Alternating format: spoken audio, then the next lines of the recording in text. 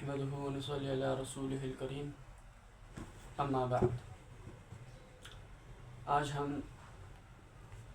اللہ رب العالمین نے ہمیں کس لیے پیدا کیا ہے، اس دنیا پر کس لیے بھیجا ہے، اس دنیا میں ہمیں کس مقصد سے بھیجا ہے، آج ہم اس بارے میں بات کریں گے، اور ہم کیا کر رہے ہیں اس دنیا میں، اور رب کائنات نے ہمیں، اللہ رب العالمین نے ہمیں کس لیے بھیجا ہے، آج ہم اس بارے میں تبصرہ کریں گے۔ تو سب سے پہلے سورہ زاریات آیت نمبر 56، اللہ رب العالمین فرماتے ہیں وَمَا خَلَقْتُ الْجِنَّ وَالْإِنسَ إِلَّا لِيَعْبُدُونَ۔ کیا فرمایا؟ وَمَا خَلَقْتُ الْجِنَّ وَالْإِنسَ إِلَّا لِيَعْبُدُونَ۔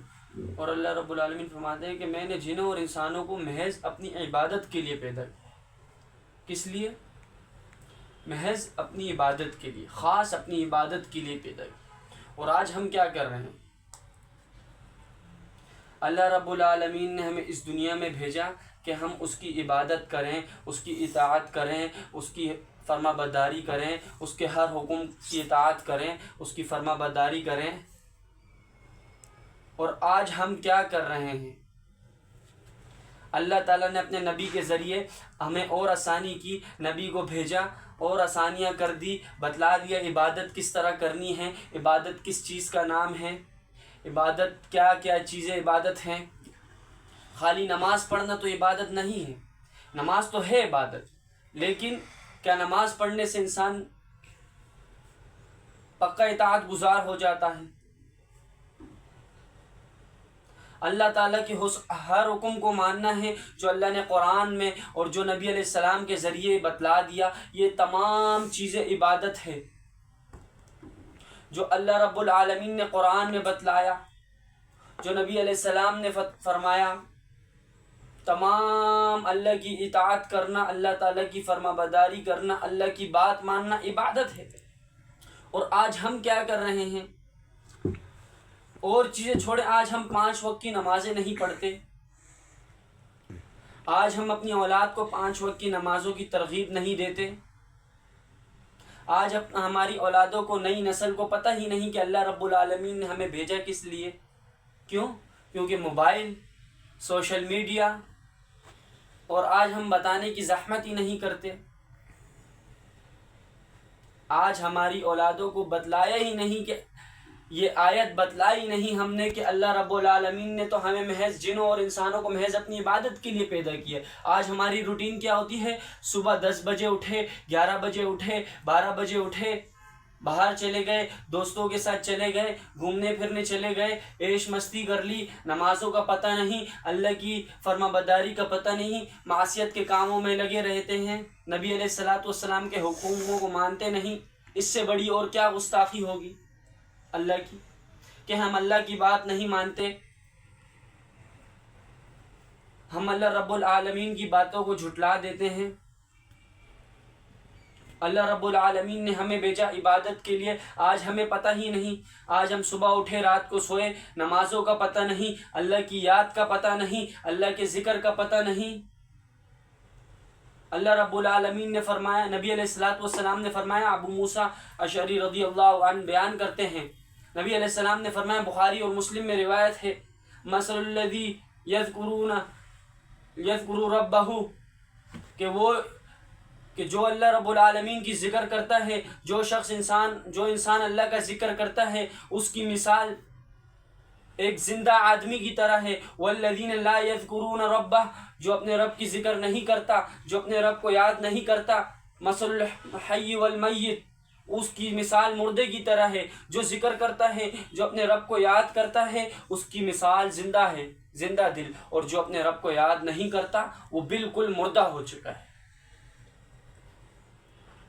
معاذ بن جبل رضی اللہ عنہ، صحیح بخاری میں روایت ہے، معاذ بن جبل رضی اللہ عنہ نبی علیہ السلام کے پیچھے بیٹھے ہوئے تھے سواری پہ، نبی علیہ السلام فرماتے ہیں، اے معاذ، جناب معاذ بن جبل فرماتے ہیں لبیک و سعدیک، پھر تھوڑی دیر سواری چلتی ہے، پھر نبی علیہ السلام فرماتے ہیں اے معاذ، پھر جناب معاذ فرماتے ہیں رضی اللہ عنہ لبیک و سعدیک، پھر تھوڑی دیر سواری چلتی ہے، پھر نبی علیہ الصلوۃ والسلام بولتے ہیں، فرماتے ہیں اے معاذ، جناب معاذ کہتے ہیں لبیک و سعدیک۔ پھر اس کے بعد نبی علیہ السلام فرماتے ہیں اے معاذ، کیا تمہیں پتہ ہے کہ اللہ کا اپنے بندوں پر کیا حق ہے؟ جناب معاذ کہتے ہیں کہ اللہ اور اس کے رسول بہتر جانتے ہیں کہ اللہ کا اپنے بندوں پر کیا حق ہے۔ جو اس دونوں جہاں کا مالک ہے، اس کا اپنے بندے پر کیا حق ہے جس کو اس نے پیدا کیا؟ جناب معاذ کہتے ہیں اللہ اور اس کے رسول زیادہ جانتے ہیں۔ نبی علیہ السلام فرماتے ہیں حق اللہ علی العباد، کہ اللہ کا اپنے بندے پر یہ حق ہے کہ ان یعبدوہ، کہ اس کی عبادت کرے، اس رب کی عبادت کرے، ولا یشرکوا بہ شیئا، اور اس کے ساتھ کسی بھی چیز کو شریک نہ بنائے، یعنی شرک نہ کرے۔ اب یہ تو ہو گیا اللہ کا بندے پر حق۔ اگر یہ کام بندے نے کر لیا، اللہ تعالیٰ کی عبادت کر لی، خالی عبادت کا مطلب نماز پڑھنا نہیں، وہ تمام حکم کی اطاعت کی، نماز پڑھی، زکوٰۃ دیا، جو بھی نبی علیہ السلام کے ذریعے اللہ تعالیٰ نے حکم بتلائے، شریعت بتلائی، اس کے تابع ہو گیا اور اس کے ساتھ کسی کو شریک نہیں کیا، یہ تو بندے نے کر لیا، یہ تو اللہ کا حق ہے، یہ بندے نے کر لیا۔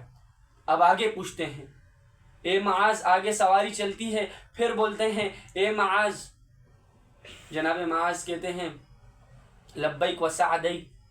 وہ نبی علیہ السلام فرماتے ہیں کیا تم جانتے ہو کہ اب بندے کا اپنے اللہ پر کیا حق ہے؟